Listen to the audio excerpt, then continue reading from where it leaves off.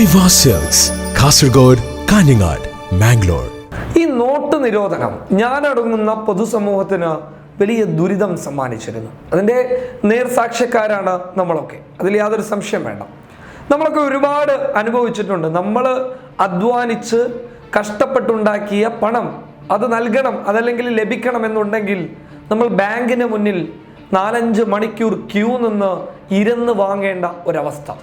ആ അവസ്ഥ നമുക്ക് സമ്മാനിച്ചത് നരേന്ദ്രമോദിയാണ്. ആ അവസ്ഥയുടെ സമയത്ത് നമ്മൾ രാജ്യത്തിൻ്റെ സർക്കാരിനെതിരെ ശക്തമായി ശബ്ദിച്ചു.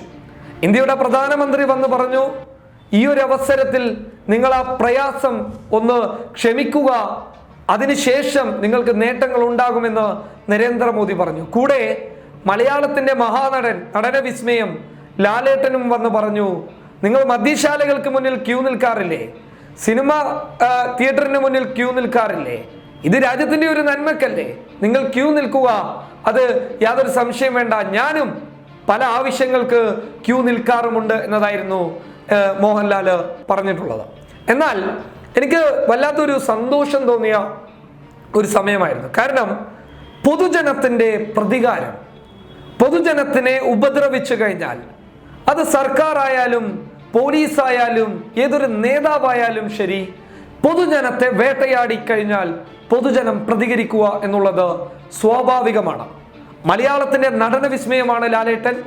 മലയാളത്തിൻ്റെ മമ്മൂക്കയ്ക്ക് തുല്യമായിട്ടുള്ള രീതിയിൽ അഭിനയ വിസ്മയം തീർക്കുന്ന മഹാനടന്മാരാണ് മമ്മൂട്ടിയും മോഹൻലാലും, അതിൽ യാതൊരു സംശയം വേണ്ട. നടന വിസ്മയം തന്നെയാണ് അദ്ദേഹം, ഭാവങ്ങളുടെ കുലപതിയാണ് അദ്ദേഹം. സിനിമ എന്ന രീതിയിൽ നോക്കിക്കഴിഞ്ഞാൽ ഒരിക്കലും അദ്ദേഹത്തിൻ്റെ അഭിനയത്തിൽ നമുക്കൊരു വിമർശനത്തിന് വഴിയൊരുക്കുകയില്ല. മറിച്ച് അദ്ദേഹത്തിൻ്റെ ജീവിതത്തിലൂടെ കടന്നു വന്ന രാഷ്ട്രീയത്തിന് കൃത്യമായിട്ടുള്ള വിമർശനങ്ങൾ പൊതുജനങ്ങളുടെ കൈകളിലുണ്ട് എന്നുള്ളതാണ് നമ്മൾ വ്യക്തമായി മനസ്സിലാക്കേണ്ടത്. അദ്ദേഹത്തിൻ്റെ രാഷ്ട്രീയം സ്വീകരിക്കൽ ജനാധിപത്യ രാജ്യത്ത് ആർക്കും സ്വീകരിക്കാം. പക്ഷേ സത്യത്തോടൊപ്പം നിൽക്കണമെന്നുള്ള ഒരു മാന്യത സ്വാഭാവികമായിട്ടും ഇത്തരത്തിലുള്ള നടന്മാർ കൈക്കൊള്ളേണ്ടത് അത്യാവശ്യമാണ്. അപ്പോൾ ഞാൻ പറഞ്ഞു വന്നത്, പൊതുജനം അവരെ ഉപദ്രവിച്ചു കഴിഞ്ഞാൽ ആ ഉപദ്രവത്തിന് അവർ മറുപടി നൽകുക തന്നെ ചെയ്യും. അത് ആരായാലും ശരി, രാജ്യത്തിൻ്റെ പ്രധാനമന്ത്രി ആയാലും ശരി. ആ ഒരു മറുപടിയായിരുന്നു തിരഞ്ഞെടുപ്പിന് വോട്ട് ചെയ്യാൻ വന്നപ്പോൾ നടൻ മോഹൻലാലിന് ലഭിച്ചത്.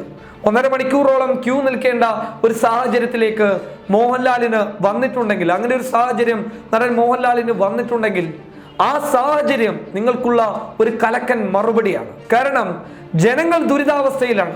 നിങ്ങളടങ്ങുന്ന ചില ആളുകൾ, അവർക്ക് ഇത്തരം പണമിടപാടുകൾ നടത്തിക്കൊടുക്കാൻ ഇടപാടുകാരുണ്ടാകും, അവർക്ക് ബാങ്കിന് മുന്നിൽ ക്യൂ നിൽക്കാൻ ഇഷ്ടം പോലെ ആളുകളുണ്ടാകും. ആ സമയത്ത് ഒരു ബ്ലോഗ് എഴുതി മോദിയെ തൃപ്തിപ്പെടുത്താനുള്ള മോഹൻലാലിന്റെ ആ നീക്കമുണ്ടല്ലോ, അത് പൊതുസമൂഹത്തിനിടയിൽ വലിയ വികാരമാണ് ഉണർത്തിയിരിക്കുന്നത്.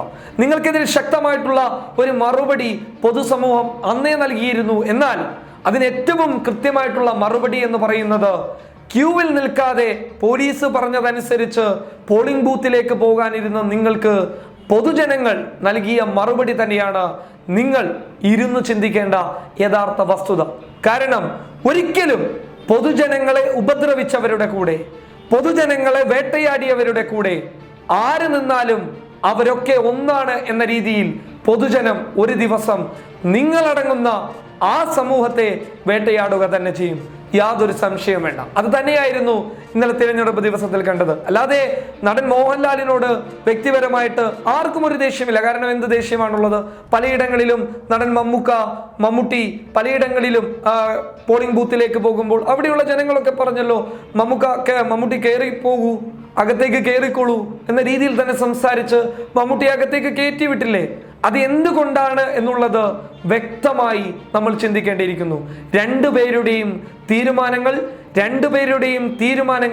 പൊതുജനങ്ങളെ ഏത് രീതിയിലാണ് ബാധിച്ചത് എന്നുള്ളത് നമ്മൾ ആ വസ്തുതയിൽ നിന്നും വ്യക്തമാക്കേണ്ടതുണ്ട്. News desk public Kerala.